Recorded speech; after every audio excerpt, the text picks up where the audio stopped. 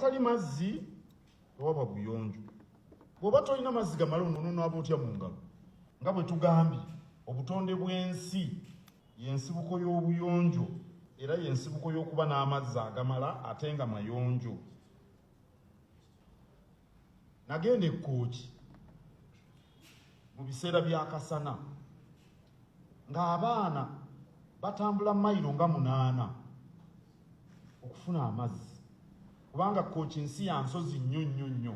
Kati akasana bwe kaaka amazzi geeyongerayo kati olina okutambula gamba kyebayita water level, olina okutambula mayiro 8 omwana n'akima ekidomola kimu.